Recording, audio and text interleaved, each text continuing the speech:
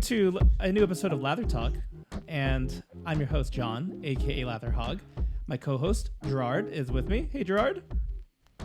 Hey, good to be back. And our guest for today is a friend of the show. You might have heard him in previous episodes, but he hasn't been on this season yet. It's none other than our friend, Ross McBee, aka Nova Shaves on Instagram and some other places. What's up, Ross? Thanks for joining us tonight. How's it going? Yep, thanks for having me. Appreciate it. And because, Gerard, Ross, and I, we chat outside the podcast fairly regularly. We just kind of launched into conversation today. So I'm not sure in the post-production how much of our pre-intro chat will remain, but that's a little peek into, we kind of let our hair down, as it were, and just chat about life, but also chat about shaving. Definitely the shaving parts should be left in there. But this episode will be fairly loose and free, but there's one topic we might as well start out on, and it's kind of the reason we specifically asked Ross, because this is definitely a thing where hobbyists, if you've been, let's say a year plus, I think you might have come across this. But it's basically what happens when the thrill is gone, and this can be for any hobby, but because this is a wet shaving podcast, that's the subject we're talking about. And I think it's best probably to kind of, Ross, let you tell your story. So I'm not sure if you kind of want to just bring us in the past, like it might even be the past year or two, right? Where it's like wherever you want to start, where kind of the chasing, right, of or maybe even just like keeping up with like what's coming up, like kind of slowed down to a trickle. And I remember when we were talking about it, and you were kind of just letting a beard grow at one point. But just for our listeners who, for those especially who might be right now like, oh, maybe they're not as infatuated with the hobby, I think we'd love to hear your story today. Right. Well, I think ironically it may have coincided with the start of COVID. That really for me personally, it didn't have too much of an impact initially. I think we've all been affected by COVID in our own way. But for me, something around that point, it just kind of slowed down. It wasn't really anything in particular that I feel like kind of trickled or led to that, impact, but that's just kind of how it played out. And then really more so in 2021, in which 2021 was a different story. The end of last summer, I was very near unemployment. So that was, pretty alarming for me, and a big point in life, and priorities were certainly different at that time. And it was kind of at that point that I really kind of feel like, I don't want to necessarily say that thrill was gone. It's just that things just kind of naturally just digressed and just went in a different direction than it normally had been. Okay. So, back in the fall, like you mentioned, I had started toying around with growing a beard, which I've actually done plenty of times in the past. It's just nice. It kind of just is different. I like to switch it up every now and then. I don't like life to get too complacent. So I started growing it in, I want to say mid to late October, and then I was actually, I was maintaining it pretty well. And, I was still trying to use the product that I had every now and then to keep it shaped up and looking clean and nice. And yeah, so, back in late February, I just kind of woke up one day and I just felt like it was time for it to go. And so, that 4 months of growth was gone in about 15 seconds once I took some clippers to it. But, I had some fun along the way. I did leave the stash temporarily. And, I took some pictures just to post, just to get a rise out of people. And, I figured I would get laughs if nothing else, but a lot of people seem to have really enjoyed the stash and thought I should have kept it. So, maybe I'll try it again sometime in the future. We'll post pictures of the stash on the video portion of this. Oh yeah, I'll look at that photo. You could have used that thing to balance on a tightrope. You know what I mean? That thing was magnificent. Yeah, I mean, I'm telling. I think I've mentioned it maybe in some of my reviews too, but like my mustache area in particular, like my facial hair is already thick as it is, but my mustache is like the thickest part by far. So when it Oh. it fills in good. So it is definitely nice and full. But I got to a point too where I could take wax to it and give it a nice curl, and I probably should have Oh. done that before I took it all the way down. But I joked around with my wife, when I had the beard, and she was not a fan of the wax and the curl and all that. But she's usually not a fan of facial hair anyway. But she ironically she told me after the fact that the beard was starting to grow on her, which insert dad joke, but yeah, she told me that, and I was really surprised. So I guess in the future, if I grow it, then I don't have to worry about any moans and groans from her. More dad jokes for I'm not gonna say it, but well, you always have next winter, right? Like maybe bring it back, or bring back the beard, or just bring back the stash. I thought you pulled off the stash very well as well, so I'll vouch for that. That's what she said. There you go. There you go. I appreciate it. Yeah. And the thing too, I've actually tried to grow just the mustache by itself before, and it does not look nearly as good in the early stages. So I definitely think it's better to just grow out the whole beard first and then take it down.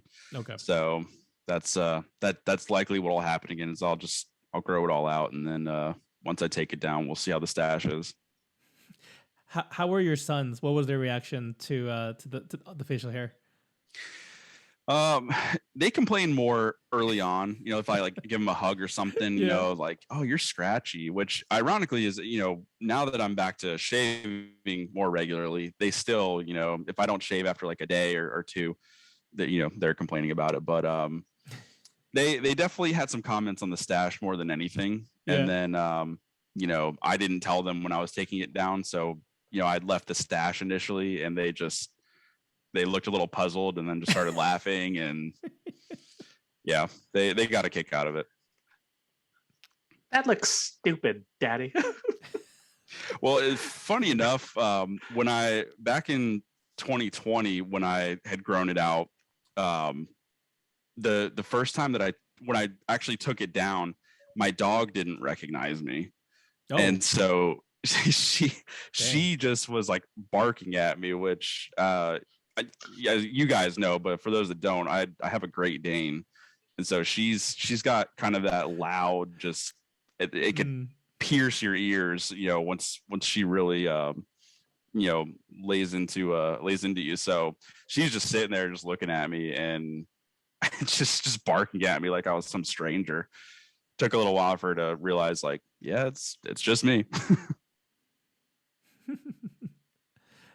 All right, so thanks for kind of bringing us on that journey, and I think it really stood out to me, like when the financial factor, because it's kind of that whole time was kind of a blur anyway, because we're talking throughout that, but that's such an important thing to mention, and it's like a good reason, because we I think last episode when we were talking to Todd and Andy from Take Care Men, we're joking around about budget free, buying freezes and whatnot. But when it comes down to like like job stability and just like other just other changes, maybe medical bills and whatnot, I mean that's a very real reason to take a break, take a step back. So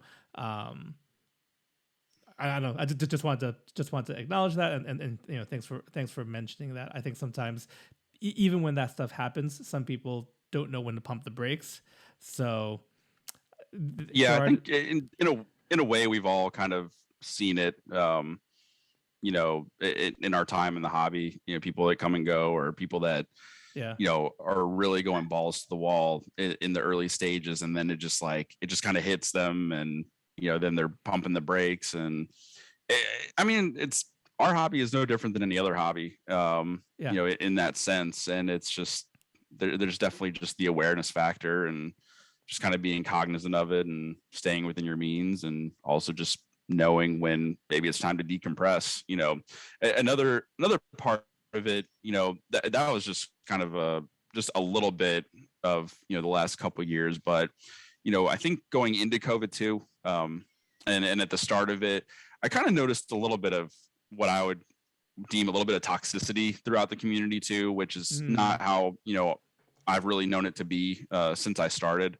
And so that, in a way was a little bit deflating, and it kind of took me away from, some of the social media groups that I had been a part of. And, even over the last couple of years, I've kind of found myself slowly removing myself from certain groups, and, it just kind of centralizing my focus on certain ones that I feel like, I don't want to say align with my views per se. It's not really that at all, but just that they're a little bit more mellow. I need mellow and more chill in my life than anything. It's just, the world is Amen. just, it's too chaotic out there, right? Like there's just, you don't want to have to deal with that stuff, outside of, your day to day. It's, it's all over the news. It's all around us. But so, when we come into this realm of wet shaving, this is supposed to be relaxing. It's supposed to be kind of our getaway, our escape. And, that's kind of, that's my view on the hobby at this point. Absolutely. It's sometimes, we a lot of us, I don't want to say forget why we do this, but,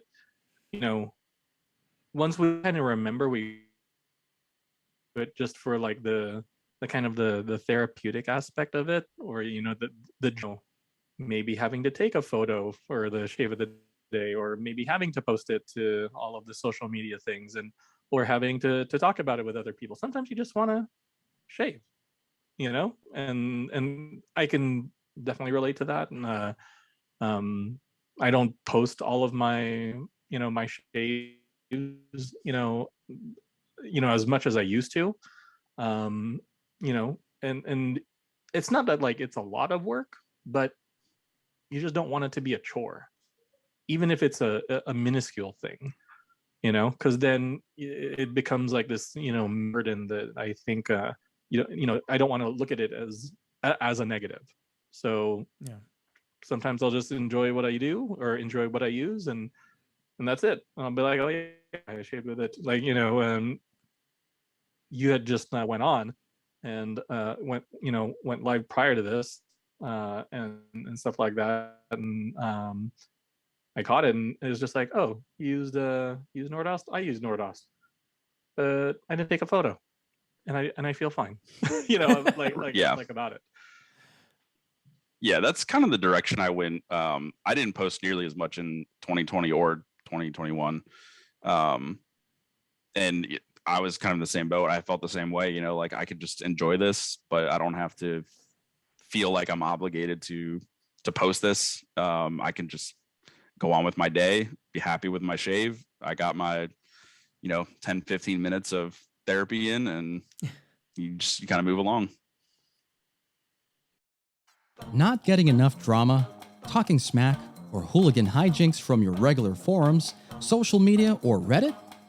Well, the Lather Talk Discord is not for you. Sorry to disappoint. But if you're looking for a cool place to hang out with fellow traditional shaving degenerates, come on down to the Lather Talk Discord. Share your shave of the days, mail calls, or talk about your favorite hardware, software, and just about everything in between. Once again, that's Lather Talk Discord. Check out the link below. What has 2022 look like as far as being a hobbyist? Do you think, and it even kind of like, I think you guys started a new job anyway, and things are more financially stable. When you kind of re-entered, right? What did that look like as far as like, were certain parts of shaving no longer interesting, or anything like that? Yeah, it's kind of been interesting because, I still don't necessarily, it's not like I have that immediate need to, sort of chase anything again. I've still, even though I haven't been posting or as active like Myself, I've still kind of been following people, if that makes any sense. Like obviously I still chat with you all often. I still chat with plenty of other guys in the community. that I've gotten to know over the years, that I've become friends with. And, that in that sense, it really, nothing's changed. And, I still check Instagram and Facebook every now and then, and see what's coming out, what artisans are putting out, what new stuff. It's because that never ends. That's always an endless cycle. So, I've still kept up with it in a way, but I haven't felt that need to be like, oh, well, this is coming out now, I'm going to go ahead and grab this. And, I think one of the people I have to blame with that is Shane from Blackland.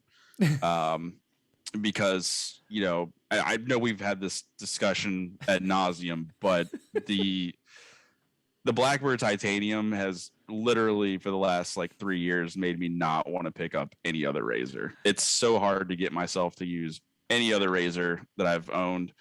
And it's really just the one razor I feel like I could use for the rest of my life, and I will be perfectly happy with it. So, it's things like that. It's kind of knowing as well what works for me and what I've just really been enjoying and can't seem to get myself away from.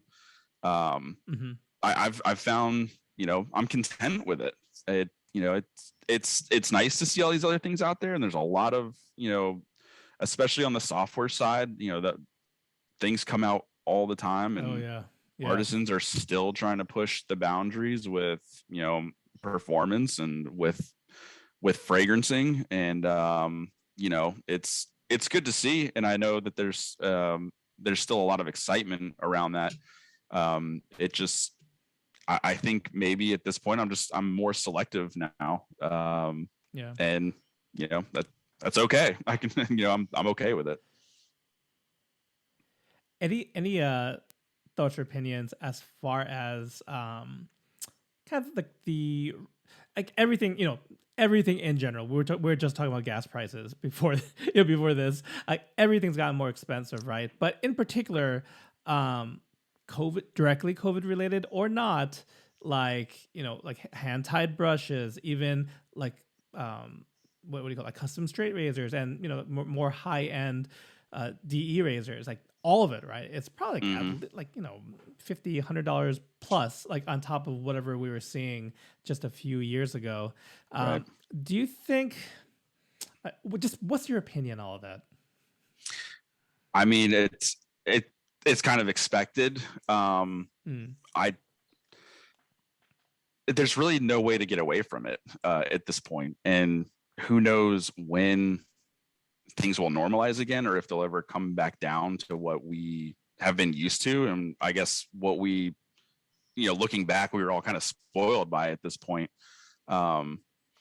It's tough to say. I mean, there's, it goes back to the discussion of like, what is, what's your budget? What is within your means? What are you comfortable, willing to pay for X product? It's become more alarming, I think, over the last few months too, like going into 2022. That's really, from what I've seen, around the hobby, that's really what's, the prices have been going up significantly. And it's definitely kind of made me step back and say, wow, like this is getting, it's crazy. I get it. It's, some of these, it's not on these artisans. It's the fault is not on their side. It's just there's just a lot of limitations right now. And just, a lot of these products, they just, everything's inflated right now. So it's tough to put any blame on them because it's happening around the world. But, at the end of the day, it's really what's ever within your means and what you're comfortable, paying for and getting for yourself. Awesome. I know, Gerard, I mean, we haven't directly tackled that question head on. So I'd love to hear your thoughts, if you'd like to share, just like seeing the price creep or just, whatever, the price hikes. I mean, it's like that everywhere, right? Groceries, gas, I joked with people when Dollar Tree announced that they would be no longer just Dollar Tree, they would be $1.25 tree, right? And people are like, oh, it's just a quarter. And I'm just like, that's true. But that's a 25% increase in all of their goods. And it's not like my paycheck has increased 25%, you know? But like all these little things are just coming up. And I think for a lot of people, and you know, finances or whatever aside, right? Like, you know, for us, at least us three in the hobby, you know, we very much like, this is very much a luxury for us, you know, to be able to get a lot of, you know, stuff, right? Mm-hmm. And there are some people that just aren't able to do that, right? And that's fine too. So I think, I mean, am I keeping an eye out on, you know, am I more selective? Sort of, but I think maybe it's not so much a reason as of just the economy, you know, as of late, Sure. as it is just I've just kind of gotten a lot, and I got rid of some stuff, but I've replenished that with quite a lot that I probably should be using. And then, and last year, or maybe more in 2020, I was doing it for a while, but I was trying to just go one soap a week, you know, just to like use it during the work week, and then maybe use new stuff or samples over the weekends and stuff like that. And then I got off of that track, you know, but it's definitely something I should probably take a look at again, you know, just to be able to get through product and stuff like that. And then it'll also kind of make me rethink everything. You know, do I need to keep all this stuff, or can I get rid of a few things? And you know, open up, not necessarily open up some space for more stuff, just not hoard so much. But going back to the topic of increased prices, I'm not that I want to dwell on this too much, but just to say my piece, I think this time, you know, as supply chain, you know, for those reasons, but on the hardware side for razors and definitely for brushes, I always had a fuzzy idea what my cap was, and this is no shade to Declaration in particular, but that's someone who I enjoy their work on brushes, who ties a mean knot. But in my eyes, who bought them fairly infrequently, and a lot of times I got them used. I got one from Ross actually, so I think a beautiful Nebula brush was awesome. But it went from like something that was about $280 USD new to just over, I think, $400 new now. And it's like that quickly. So at the time of recording, my hard stop is like, I would say anything like 300 and above. It's like $299 is, I'll consider it if it's a good brush. But as soon as it like goes up that $1 to 300, I'm like, this is just not cool for me, for my spending. Sorry, Gerard, go ahead.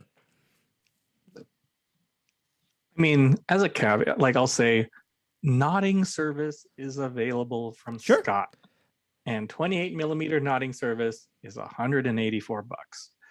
Yes, you can get other much cheaper options as well, but it's not $405, and it's for you, you know, if you want, you know. Yeah, and I'm okay with that. Just saying.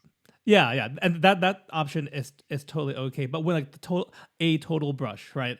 When it goes like just in my head, that like I firmly put my foot down on that. And in general, like this past year, I kind of cooled it off with brushes, and then Paul over at Trotter Handcraft started making beautiful brushes, and I have two now. I think I'll have a third one soon.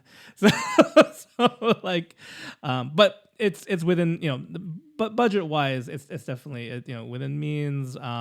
So you know, the hobbyist sickness is still there, but just I know my limits. I guess it is what I say, and all of this discussion is to go to talk about financial responsibility. Not to say that it's a blanket term for everyone, but that I know with Gerard and Ross, I know when I talk to them about gear and gear I like, they're also very good people that kind of have a level head on, and they're like, should you like, and because they know other life stuff going on, and I think I can trust them to be like, John, that's not a good idea right now, and or jump on the bandwagon and just and root me on if it's a good decision. So I appreciate that. Unless you win the Powerball. Yeah. Unless you win Powerball or Mega Millions, at that, in that point, then who cares about about those choices? But other than that, yeah, I mean, if it's if being financially responsible means not spending money on a $100 brush, that's one. If it means not spending money on a $40 brush, that's one thing. Of course. Right. And that's what I mean. It's not a blank. The numbers I give are just like my very real numbers. And I don't hold someone else, even the two other guys on the show today. Their upper limits might be totally different, higher, lower, whatever. And it's okay. There's no judgment there. But all that's to say, the price hike's like, okay, like I kind of have a more firm idea. Like, okay, that anything over that, my brain just shuts off. So it is pretty amazing when you kind of get, when you have your back against the wall and you're kind of forced to make the decision and something like this happens, you do kind of quickly figure out, like what your cap is. I found myself in the same boat at times. I'm like, what am I really willing to spend? And then if you see a number, like it kind of hits, you kind of clicks and you figure it out pretty quick. Yeah, totally. But I do want to say, I'll go back to Gerard's point about the knotting service real quick. Now, and this isn't just with declaration, but I obviously declaration is probably the most well-known amongst, the listeners. But, when you get a declaration brush though, and say, whether or not it's knotting service or like full on declaration brush, at any point when you're getting it, are you thinking about the resale value of it? Is that rhetorical, or do you want to answer? No. It's kind of. I mean, I think it's kind of a valid question because the way that people flip stuff and not even just like flip, but just even part with with their brushes, razors, you name it these days. I mean, I feel like the purchase, and the purpose behind it is because you kind of know what it's valued at and what it would resell for. Like declarations, I mean, I've seen them out there, especially the more recent ones at the price point that John has mentioned, and they don't seem to have any problem selling for the same price. But if you have a declaration knotted brush, but it's in someone else's handle, doesn't seem to quite hold as much weight or resale value, and I tend to notice them stick around out there for a little bit longer. So I don't know. No, I think that's a great point, because there's certain commodities or whatever collectibles you can buy, and sure, in the back of your head you're like, if I don't love it, right, like what can I get for it? And I think we do need to acknowledge that, like many other things where there's like a specialty market for, there are specifically declaration grooming brush collectors.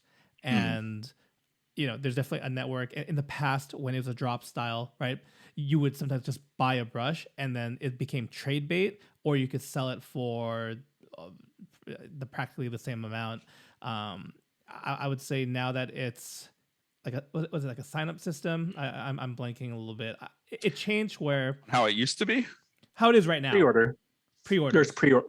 Yeah. No. So it's sometimes a combo of a drop, and then as well as a pre-order system of some other pours. Dependent, like the drop will be usually a new handle, a new resin pour. Yeah. And then the pre-order will be for existing ones, in the past. Okay. So like you'll open it up like to X amount of spots. Like, okay, it'll open up this day and then like 15 spots or whatever. So all that's to say, availability, I know in this past year has kind of they become more available. And I think the secondary market, I think we talked about this at some point, where brushes I haven't seen nearly as many people complain about it. Yeah, about about drop style. So I noticed on the BST though that the declaration brushes, like nowadays in the past few months, they linger longer because more supply is there, and that's great, right? Like where people want to grab one there is, and I think the prices on the secondary market have lowered as well. So all that's to say, if any listeners out there have been looking to try one, maybe keep your eye out on the secondary market. I think it's a pretty good time. I don't know if like this is kind of just where it ended up, but the conversation ended up, right? But I mean, I remember one of our first conversation was about like brushes and ultra premium luxury brushes and what, and then there's maybe we didn't mention it then, but it's almost like, oh, someone will just buy it and then they'll just flip it for like $50, $100 more, whatever. They'll buy it for $250, $280, and they'll sell it for $350, $380. And we're just like, man. And then what was the price point to where people will not flip it? Yeah. And I think we're there, because I'm not seeing necessarily these handles going, being bought at they're $105, and I'm not seeing them being sold for $425, $450, $500, because no one's doing that. Yeah, it's true at all. If anything, they're buying it either at cost or a little bit below, because it's just that's it, and yeah, maybe Scott has done himself a favor, in that sense. Should probably ask him, if and I don't know if he did that just because of the flipping issue, but I wouldn't be surprised if it was. But yeah, I mean, it seems to have leveled off, as far as his brushes are concerned. As far as like other luxury brushes, I feel like they've kind of sold around the same thing. They're not really selling for an incredibly big amount more than they have been, but yeah, I think we're just at a stage where it's gonna be it is where it is. I don't see it going anymore, than what it's currently priced at. Yeah, that's very true. I will say I think I have seen, because it depends like who's the new hotness as far as like each category, and in that hand tying, I'm thinking like Wald is up there now because of, again, it's drop style. It's coming from Germany. It's definitely unique. I know it's kind of polarizing the handle shape, but I will vouch for it. I thought it was kind of weird, the Nimbus, or I always forget the Nimbus, yes. And then now I'm just thinking about Rick and Morty. I'm sorry, but like the Nimbus shape, it looked a little funny first, but like in hand, man, it's super comfortable. But I think those have kind of had that effect where they're going over retail price, just because everyone wants to try them, and there's none to be had. So supply and demand, right? Yeah, it is economics, and I know sometimes there's some conversations where people want to blame the artisan, or acknowledgement that like if people wouldn't pay that price, we wouldn't, you couldn't ask for that price on the secondary market. But sometimes you're making something good and something everyone wants. That's just how economics work. It's just how I see it.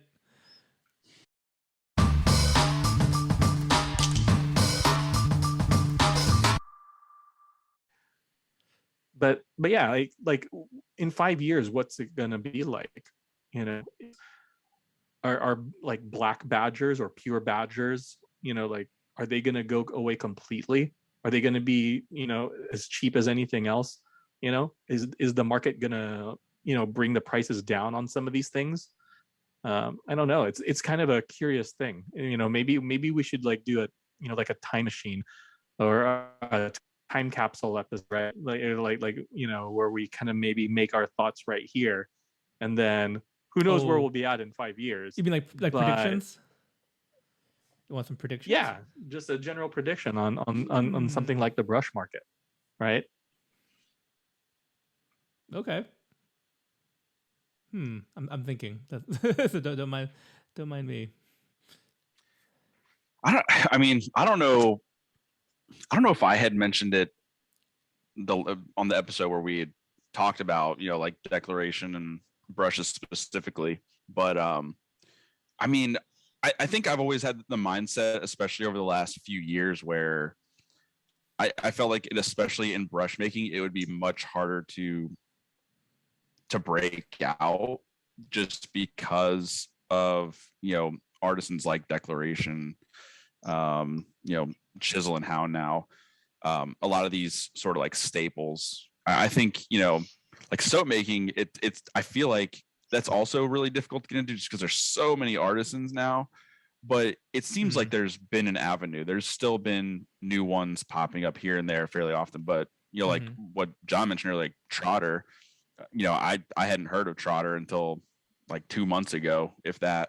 And it seems like Trotter has really caught on with some folks. It's it seems like another more like budget friendly option, and somebody that has come up with a design that appeals to people. I think that's, like, in my mind, that's what makes brush making just so hard to get into, because at some point you're going to run out of shapes that are that are feel comfortable, that are aesthetically pleasing, and that really kind of hit that combination of what people are looking for. And so I feel like it's got to be really hard. And even I think that would be my prediction. I just don't see many new brush makers popping up in the next 5 years, unless somebody now decides to close up shop and make way for somebody else to kind of take their place. But it's got to be really hard.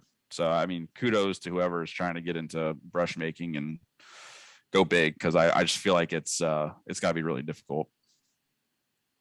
Like, when you have something as almost subjective as taste, right? Like, there's some things that are, I don't want to say universally like liked, but there are just some that are like, there's a higher percentage of things that are more aesthetically pleasing in terms of their looks for people. There are some that are not. So if you're like a new brush maker, like, you have to kind of really look at those things and understand those things, rather than say, oh, I just feel like I'm gonna pour some resin and start making some things. I'll use someone like Vald, even though we haven't discussed anything with them. Like, everything he's done has been super deliberate, right? The first shape, the Strato shape, came out. Then he's done the Nimbus. Those are the only 2 shapes he does. Super like big, like quality control, in terms of like his stuff. So, like, kudos to him and doing that. I don't think everyone has that like same like super tight vision on that aspect of the hobby. Man, I'm trying to see like where I want to go for prediction wise, because I do know, for those who might not be familiar with what the to stick with brush making, what that supply chain looks like. We're the 3 of us are here in the U.S., and there's plenty of people who might try their hand at turning a knot. Turning a knot. That's good. That's the bourbon talking. Turning a brush handle, and getting the resins, whether they're getting something that's pre-made or pouring one themselves, right? If you have a little bit of workspace, you could do it as a side hustle, or even just as a little fun creative exercise. But then once you want to start selling them, right, you need to hook up and get some knots for it, and that usually means going to China and going through one of 3 or 4 distributors, right? But and then that's the way it's been. Whether you're in the U.S., whether you're in Europe, wherever, you still got to go to China to get the sourcing for your knot hair. Whether you tie it yourself, whether you get a pre-made knot, and we've seen a lot of we've talked about those improvements on what knots are available. But what I see, what a lot of people have observed is they've gotten wise, and they have social media as well and are paying attention to what the hobbyists like, and that includes what kind of pours. There's that what do you call it? Like the resin wood combos, right? Certain shapes and stuff. And sometimes it's ruffled feathers. Sometimes people have to say, "Hey, that looks like my work you're trying to copy there." And these are things that can't be copyrighted. It's kind of just like a gentleman's agreement kind of thing, like, right? Like you don't try to like directly rip off of something, and that, but there's nothing like legally stopping them. So given that you can observe, but then if you have the people like Gerard was saying, the people that have like, hey, let's have some laser focus to it, right? And then can we combine a few elements and make something of our own? I see more of those kind of like really attractive brushes. They obviously have a direct source to the to the knots, and then they can price it lower. So that doesn't. I don't like that prediction because it's not good for many of the brush makers that we know and love here in the States. But I that's why I see it inevitably happening because it's already started. Yeah, so that's my, I don't know if that's like a Debbie Downer prediction, but more brushes from China that you're gonna. So you're saying buy AliExpress, buy stock in AliExpress. Buy stock.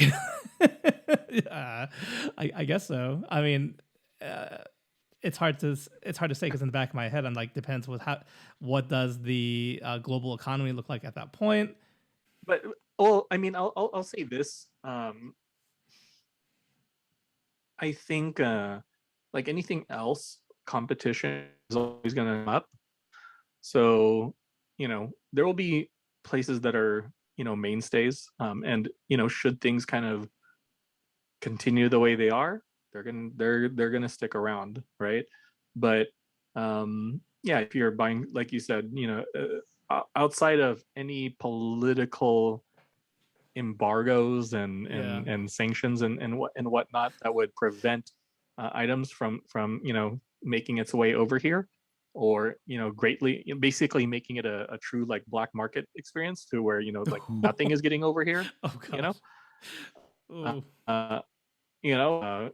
And stuff like that. Yeah, I mean, it's a possibility that no, I think things will continue to competitive. I 5 years ago compared to now, it just seems like what were the top shaving brushes around, right? Like, was it just like a Simpsons, like was it Simpsons, Chubby 3, or like a Manchurian, or something along those lines? And then now you have Declaration, you have Varlet, you have Vald, you have like, in terms of hand tides, I'm trying to think, you have Turn and Shave. You have like a few others. Strike Gold, I believe. It's just Strike Gold. Strike Gold. Yeah. And then at least here in the U.S. But I mean, is there gonna be a new knot shape? It seems like 26 to 28 millimeter fans are the thing. Are we gonna go back to bulbs? Is it gonna be is the beehive gonna bounce back? I'm sure you'd love that, John. Oh, I don't hate the beehive. You mean like for the handle shape? Yeah. It's okay. You're on live. I get it. I don't hate the beehive. There's other shapes I hate more. Or 21 millimeter. Are we gonna go smaller again? Are we gonna? Is the Wee Scott gonna become a thing? You know what I mean? Yeah. Is the demand for the Wee Scott gonna go through the roof? The Wee Scott, I think, is what, 14 millimeters. 14. Yeah, I have it. Millimeters. Oh, is it 14? Oh my god. Yeah. So I don't know. I feel, and I've asked this question with friends as far as like something like cell phones go, right? I was talking with one of my buddies, and we wanted, maybe like 6 or 7 years ago, we're just like, we want a phone with like high definition screens, basically 4K cameras, super like fast, like data speeds, whatnot. And we're there now. Like, we're here. Like, we have like the biggest thing that most places are doing is like high refresh rate screens. But now, like, what are top of the line cell phone is going to look in 10 years from now? I don't even know. And I feel like it's kind of the same thing, you know, in the shaving hobby. I don't think I know. And if I try to make any predictions, I'm probably going to be wrong. Well, Ross, thank you. This conversation went everywhere, but it was a lot of fun just talking about stuff that's, you know, the state of things right now. Of course, we talked about brushes when we didn't even mean to, but you know, thanks for especially the thanks for sharing kind of just like what as a hobbyist, what that time has looked like these past few years. I'm sure that's probably going to jive with other listeners out there. So we really appreciate your time, and just thanks again for coming on today. Yeah, thanks for having me. You know, I always feel like, you know, things could change. You know, who knows? Maybe I'll deep dive back into things at some point. But yeah, you know, things are fluid. But you know, one thing's for certain. I mean, the hobby is not going away, and I still enjoy shaving. So you know, it is what it is. But yeah, thanks for having me. I always enjoy talking with you guys. We'll try to time it so the next time you're on the show, which would probably be season 4, that you have the beard or the mustache. I think we have to time it. No. YouTube live shave off. Oh, yeah. Okay, we can try for that. Or IG live shave off or whatever. Shave off. Live shave it off. The way we record this can go live. So we certainly, if Ross is up for that'd be something fun to do. Yeah, we'll see. Yeah, sure. We would be like we could be like Gorilla Monsoon and Bobby Heenan and be calling the match. Stop. Jump through the glass. Can you believe it? He tried to escape.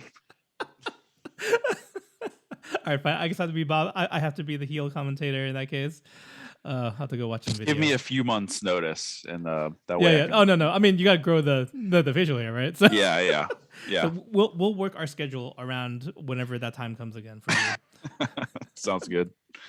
Awesome. And George, of course, thank you for lending us your time. We know you have a little one screaming right now, so it's a good time to sign off. But okay, I think he's good. Okay. We had to let him out of the cage or something, you know. Thank you as always. George is a good father. I just want to vouch for him before we sign off. But listeners, thank you so much for tuning in. GPS hasn't come by yet this year. Yes, that's good.